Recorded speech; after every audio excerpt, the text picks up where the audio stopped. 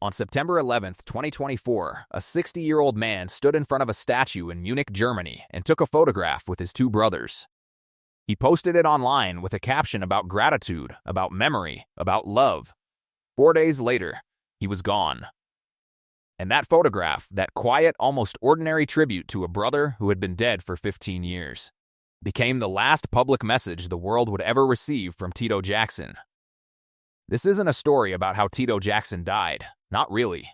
It's a story about how he spent his final days saying the things he needed to say, standing where he needed to stand, and performing one last time for people who loved him, without any of them, including him, knowing it was the last time. Stay with us, because by the end of this, you'll understand why the words "love one another" ended up meaning so much more than a song title. The brother who stayed to understand why Tito Jackson's final days matter so much. You have to understand who he was to this family, not the public's idea of him, but the actual role he played for 6 decades. Toriano Adderall Jackson was born October 15, 1953, in Gary, Indiana, the third of 10 children born to Joe and Catherine Jackson. He wasn't the flashiest of the Jackson brothers. He wasn't the one moonwalking across a stage or breaking sales records. But if you ask anyone who studied this family closely, they'll tell you Tito was something rarer than a superstar. He was the constant. Of all the brothers who cycled in and out of the group over the decades, Tito and Jackie were the two who never really left. When Jermaine exited to marry into the Motown family, when Randy joined and eventually stepped back, when Michael became the most famous entertainer alive and drifted into an orbit all his own, Tito was still there, still holding a guitar, still showing up.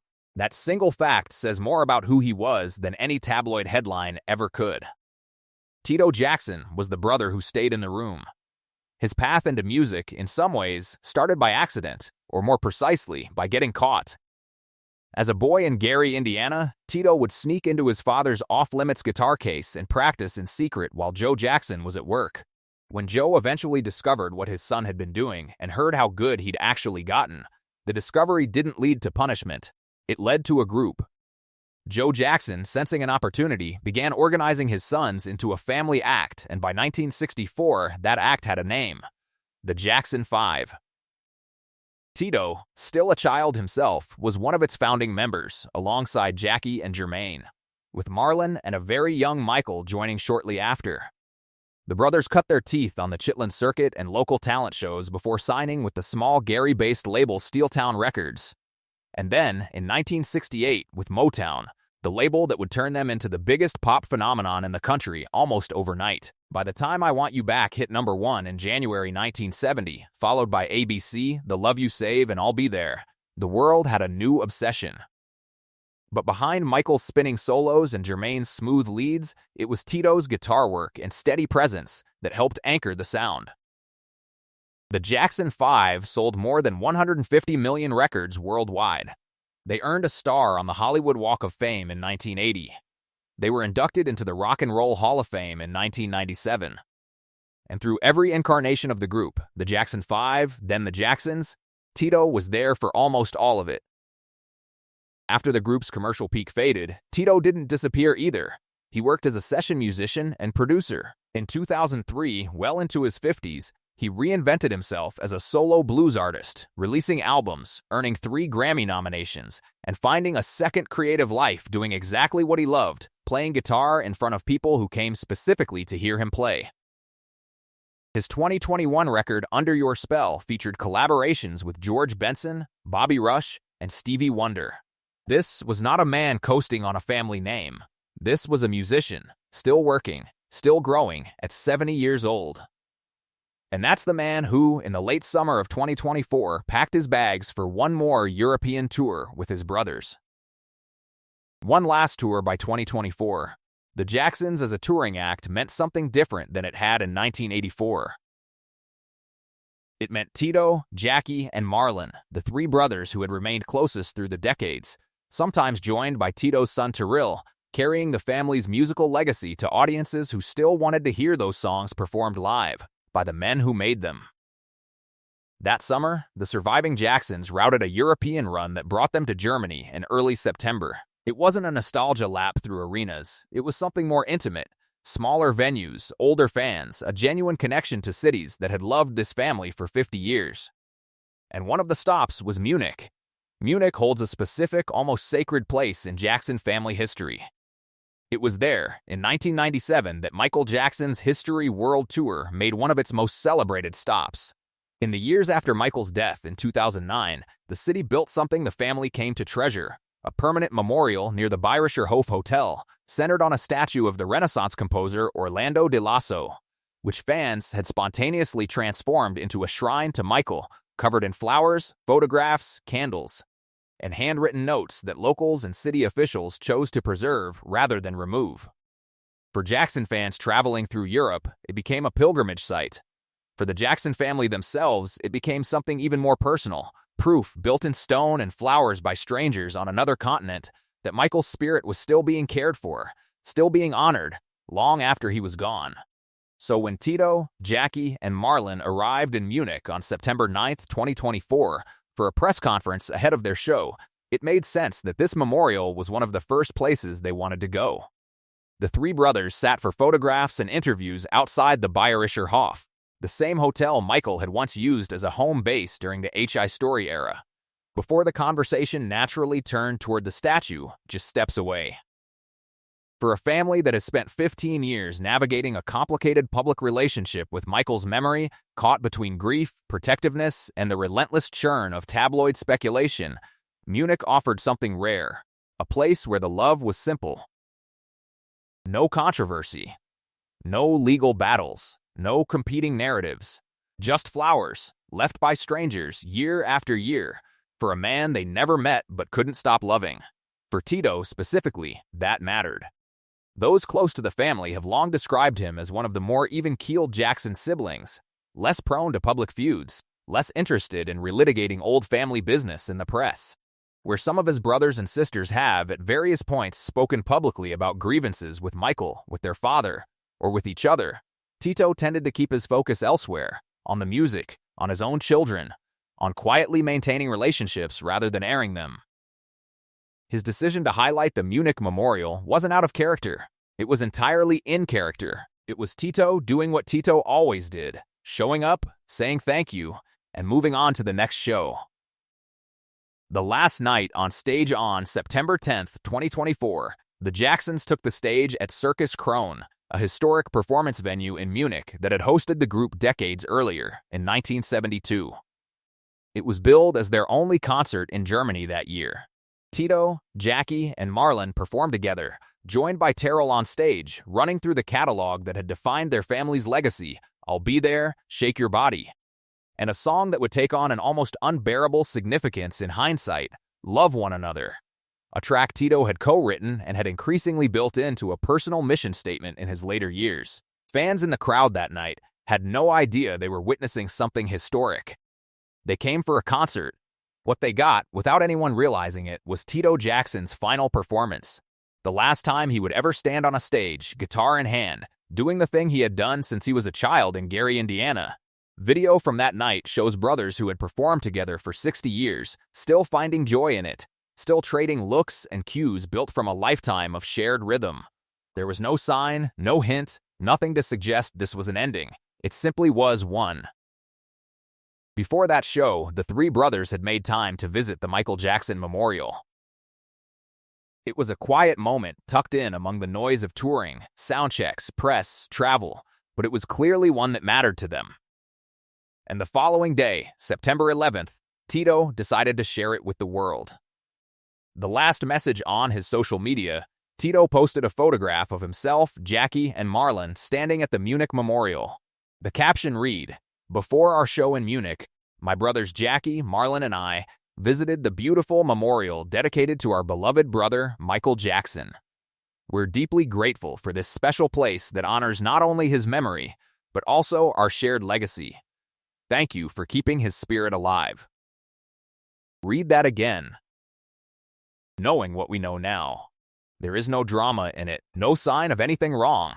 It's simply a brother, standing in a foreign city, thanking strangers for continuing to love another brother who had been gone for 15 years. It's an act of gratitude, not grief. And that, more than anything else, tells you who Tito Jackson was in his final days. A man still actively tending to his family's memory, still showing up for Michael even after everything, still choosing warmth over bitterness. It would be the last thing the public ever heard from him. 4 days later, on September 15th, 2024, Tito Jackson was gone. The road home to understand what happened next, you have to understand where Tito's life had settled in his final chapter. In recent years, Tito had made Oklahoma his home, relocating to Claremore, just outside Tulsa. Those who knew him there described a man embracing a slower, more rooted version of life than the one he'd lived as a touring pop icon for 6 decades. He'd hosted events at his ranch. He had plans for a music venue in downtown Tulsa. He was even preparing to begin production on a fishing show called Tito Jackson's Hooks, Lines and Singers, slated to start filming in October, just weeks away.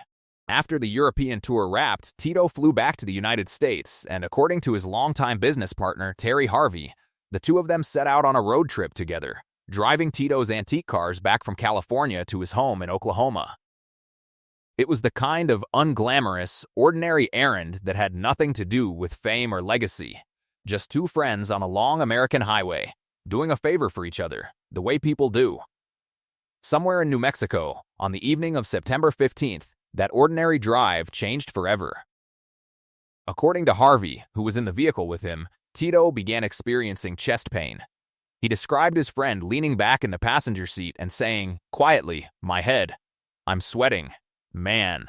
Those were, as far as has been reported, among Tito Jackson's final words, spoken not on a stage, not in an interview, but in a car, to a friend, on a road trip that was supposed to be nothing more than routine. They stopped near the American Heritage Plaza in Gallup, New Mexico. At approximately 6:17 p.m., a police officer patrolling the area was flagged down and alerted that someone needed urgent medical attention. An ambulance was called immediately. Tito was rushed to a local hospital in Gallup. He was pronounced dead there that evening. He was 70 years old. Family friend Steve Manning, a longtime confidant and former manager for the Jacksons, would later tell Entertainment Tonight that Tito was believed to have suffered a heart attack. An autopsy was ordered, and the Gallup Police Department, along with the Office of the Medical Investigator, opened a routine investigation, standard procedure for any sudden death of this nature. Tito Time the news broke to the public the following day, September 16th, in the way so much heartbreaking news does now, through a social media post from the people closest to him. Tito's 3 sons, Taj, Terrell, and TJ, who together formed the R&B group 3T, shared the news on Instagram. "It's with heavy hearts that we announce that our beloved father, Rock and Roll Hall of Famer Tito Jackson, is no longer with us," they wrote. "We are shocked, saddened, and heartbroken. Our father was an incredible man who cared about everyone and their well-being. Some of you may know him as Tito Jackson from the legendary Jackson 5, some may know him as Coach Tito, or some know him as Papa T. Nevertheless, he will be missed tremendously. It will forever be Tito time for us." And then they closed with the words that, by now, felt less like a sign-off and more like an inheritance being passed down. "Please remember to do what our father always preached, and that is, love one another. We love you, Pops, your boys, Taj, Terrell, and TJ." It's worth sitting with how quickly his sons reached for that specific phrase. Not rest in peace. Not a list of accomplishments. They reached for the thing their father had spent his final years trying to teach the world. The title of the song he performed at his very last concert 5 days earlier in a venue in Munich for people who had no idea they were watching a farewell. Tributes poured in from across the music world and beyond, from fellow musicians who had shared stages with him, from fans who'd grown up on Jackson 5 records, from artists who cited the group as the reason they picked up an instrument in the first place. His sister Janet Jackson, who had largely stayed private in the immediate aftermath, posted a black and white photograph of the siblings a month later with a simple message: "May you rest in eternal peace. I miss you so much." It was a short post, but for a family that had already lost so much, Michael in 2009, their father Joe in 2018, the brevity said something too. Some grief doesn't need many words. It just needs to be said out loud. Tito was laid to rest at Forest Lawn Memorial Park in the Hollywood Hills, close to where his brother Michael also rests. Two brothers, together in memory, the way Tito had made sure to honor that same bond just days before his own passing, standing at a statue in Munich, thanking strangers for keeping it alive. He is survived by his 3 sons, 9 grandchildren, and his siblings Jermaine, Randy, Marlon, Jackie, Janet, Rebby, and Latoya, along with their mother, Catherine Jackson, who has now buried a husband and 2 of her children. The song he kept coming back to really feel the weight of what happened in Munich. You need to understand what Love One Another actually meant to Tito Jackson, because it wasn't a throwaway deep cut he happened to perform that night. It was, by his own account in interviews over the years, something closer to a personal mission statement, a song he returned to again and again on tour because of what it represented to him. Tito had watched his family go through nearly everything a family can go through in the public eye: extraordinary fame, brutal press scrutiny, internal disputes, addiction, loss, and the particular kind of grief that comes from mourning someone the entire world also feels entitled to mourn. Through all of it, the message he chose to carry into his final years wasn't bitterness. It was a plea for unity, wrapped in a simple, almost gospel-inflected phrase: love one another. Watching footage of that final Munich performance now, knowing what came after, the song plays less like a setlist entry and more like a closing statement, the thing Tito wanted people to walk away remembering, even if none of them, himself included, knew it would be the last time he'd get to say it from a stage.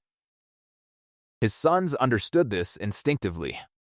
That's why, within a day of losing their father, grieving and in shock, they didn't reach for a generic tribute. They reached for his own words, his own song, his own philosophy, and handed it back to the world as the way they wanted him remembered. Few send-offs are that precise, that unmistakably drawn from the person being honored rather than from convention. What he said when no one was filming for history, but if you want to understand Tito Jackson's state of mind in his final weeks, not the choreographed public moments, but the honest, reflective ones, you have to go back about a month before Munich to August 14th, 2024, when Tito sat down for what would become his final in-depth solo interview with Dutch broadcaster Fernando Hallman for the Nando Leaks Real Talk podcast. It wasn't a promotional obligation. It was a real conversation, and Tito, by all accounts, gave real answers. He talked candidly about trust, or the lack of it, in an industry that had taken so much from his family over the decades. "We know ourselves, and we know each other," he said, reflecting on the bond between the surviving siblings. "It just angers me. There are not too many people that I trust." He spoke about the layers of people who orbit fame and fortune without ever creating anything themselves. "There are a whole lot of wealthy people in show business that are not artists," he said, "so you wonder how they got all their wealth." It's the kind of unguarded, slightly weary honesty you only get from someone near the end of a long road, someone who has watched the machinery of the industry chew through his family for 60 years and has stopped pretending not to notice. He also talked, with visible warmth, about Michael's 3 children, Prince, Paris, and Biggie. Tito revealed that he made a point of staying close to them, checking in, staying present in their lives the way an uncle should. When asked whether they might follow in their father's footsteps musically, Tito was thoughtful rather than definitive. He said they haven't figured it all out yet, but he believed Michael would be proud of who they were becoming regardless. It's a small detail, but it tells you something large. Even in his final weeks, Tito Jackson was still actively, quietly showing up for the next generation of a family that had already given the world so much. And in earlier conversations that same year, including one with The Mirror in August 2024 during a stop in London near the O2 Arena, where Michael had been set to perform his ill-fated This Is It residency, Tito had spoken about something almost eerie in retrospect. He described feeling his brother's presence whenever he stepped on stage. A sense that Michael was still there, somehow, in the wings, in the lights, in the music itself.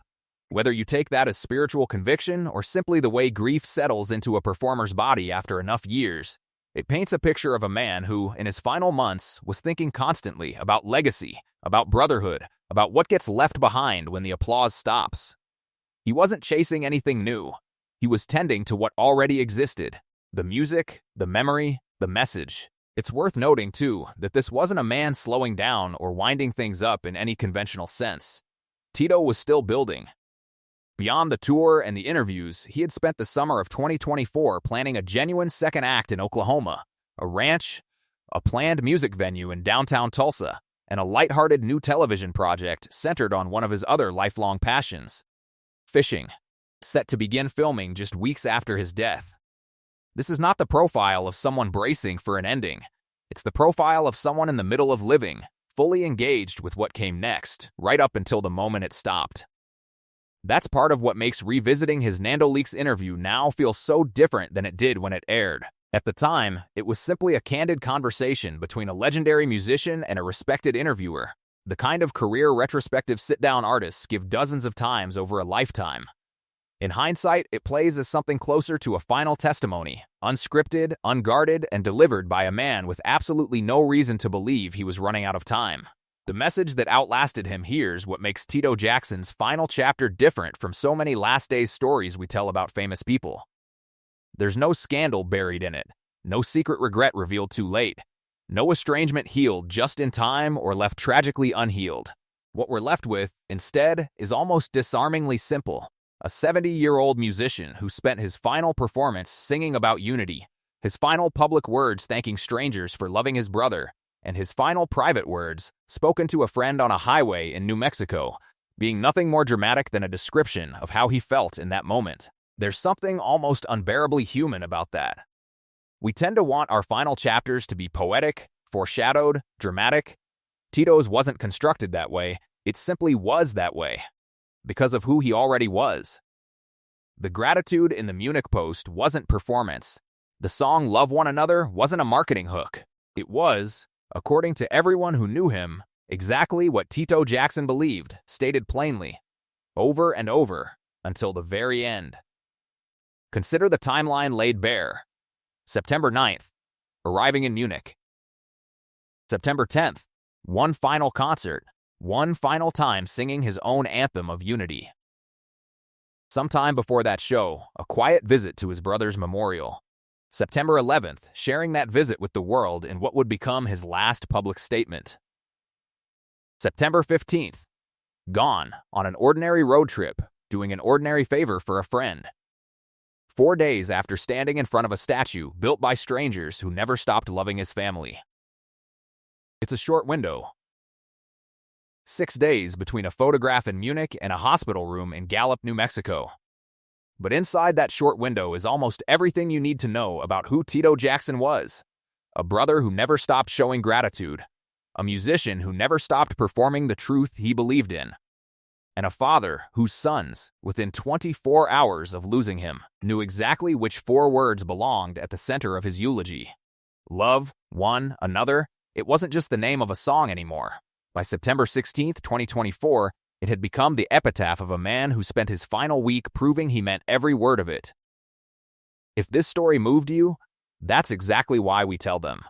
Because the Jackson family's history isn't just about the charts and the headlines. It's about moments like this one, quiet and human and easy to miss if you're not paying attention. If you want to go deeper into the lives of the brothers and sisters who built one of the most extraordinary musical dynasties in history, subscribe, and we'll see you in the next one.